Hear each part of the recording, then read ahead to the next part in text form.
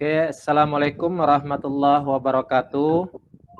Baiklah, rekan-rekan mahasiswa PPG, pada siang hari ini akan saya coba menampilkan RPP daring saya untuk materi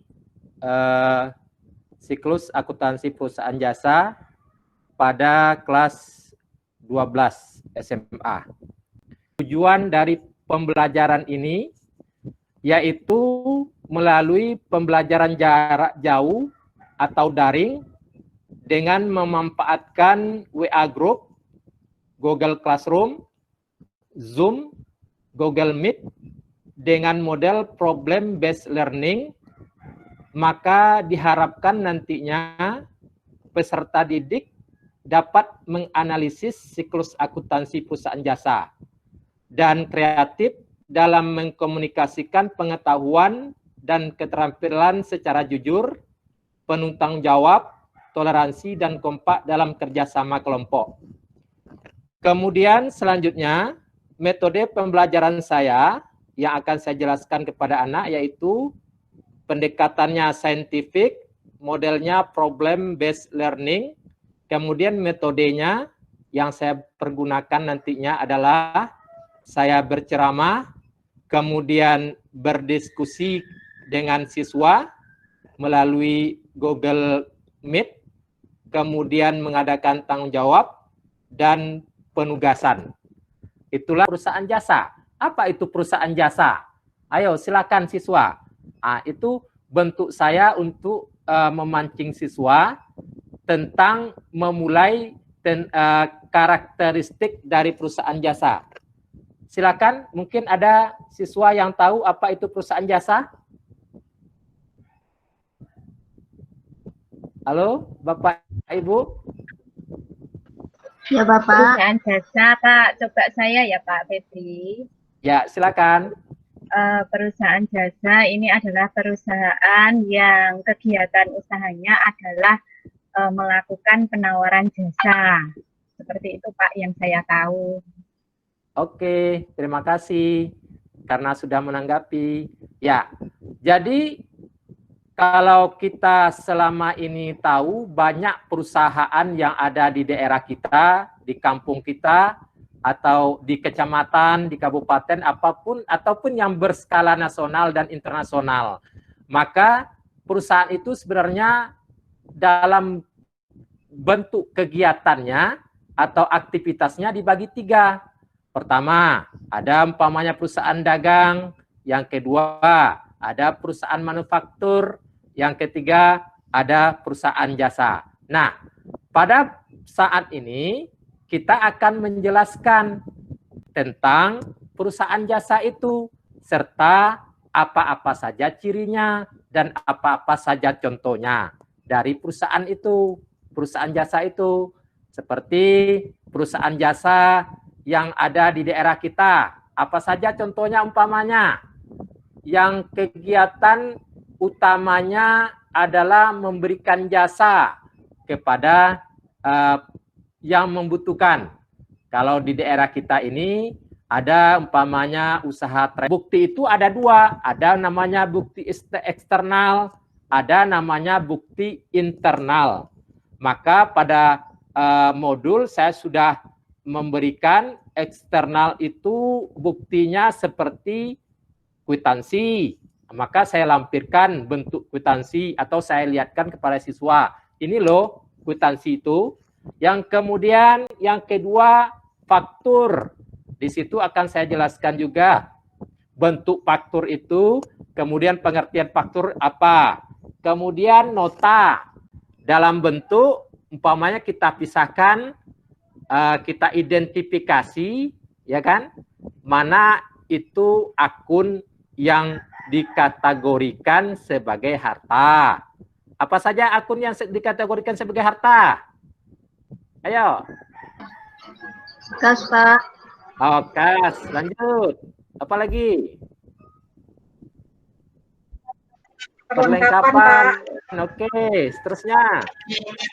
Peralatan, Pak. Peralatan. Ya, piutang, ya kan? gedung, ya. Kemudian juga ada biaya yang dibayar di muka, seperti iklan atau asuransi yang kita bayar di muka, itu merupakan harta kita. Kemudian apalagi penggolongan akun yang kedua, yaitu utang. Nah, apa contoh utang? Akun dari utang. Utang bank, Pak. Oke, Utang jangka panjang. Utang jangka Utang jangka panjang. pendek, Pak. Ya. Nah, ya. Ada utang gaji. Apa bentuknya jurnal umum itu? Ah, ini dia. Ada tanggal, ada akun atau keterangan, ada referensi, ada debit dan kredit. Ah, disinilah akan kita tulis. Kita memulai melakukan pencatatan dari transaksi tadi. Kemudian, apa itu pengertian dari jurnal umum? Ya kan? Pengertian jurnal umum itu digunakan untuk mencatat dan meringkas setiap transaksi yang dilakukan perusahaan. Nah, peralatan bengkel, kita tulis pembelian peralatan bengkel itu untuk keterangannya. Ya. Begitu, paham? Paham, Pak. Paham, Pak. Nah, Bapak akan memberikan tugas dalam bentuk LKPD kepada kalian semua, dan lembar kerja peserta didik ini akan Bapak buatkan secara penugasan kelompok. Nah, sekarang baiklah, untuk kegiatan penutup 10 menit kegiatan penutup dari LKPD yang sudah Bapak berikan tadi. Ternyata siswa sudah mengirimkan jawabannya, dan silakan barangkali ada kelompok yang akan membacakan jawaban dari tugas yang sudah Bapak berikan. Atau barangkali ada kesulitan dalam LKPD ini, atau mungkin juga ada yang masih bingung. Ada yang bingung dengan penugasan ini? Kalau tidak, gimana? Tidak, Pak. Oke. Paham, Ya. Pak. Nah, ya. Dari kelompok 1 sampai kelompok 4 ini ternyata sudah bagus dalam membuat jurnal umumnya, dan sudah bisa melakukan penjurnalan serta memposting ke dalam buku besar. Kemudian nanti untuk penilaian, Bapak akan mengirimkan nilainya secara individu ke Google Classroom nantinya, ya.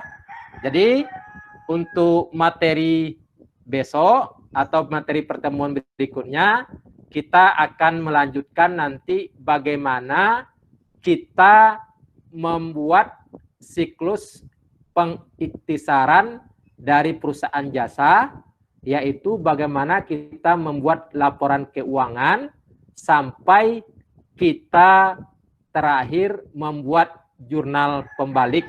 Nah, itulah materi untuk pertemuan berikutnya.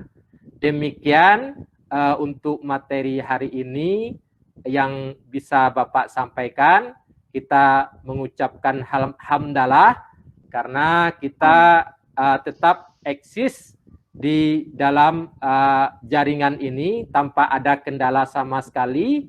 Ya, alhamdulillah sinyal mendukung, dan juga Bapak mengucapkan terima kasih ya karena kalian aktif selama belajar dengan Bapak. Bapak tutup dengan alhamdulillahirabbil alamin. Assalamualaikum warahmatullahi wabarakatuh. Waalaikumsalam. Waalaikumsalam. Nah, Sudah selesai Pak Febri?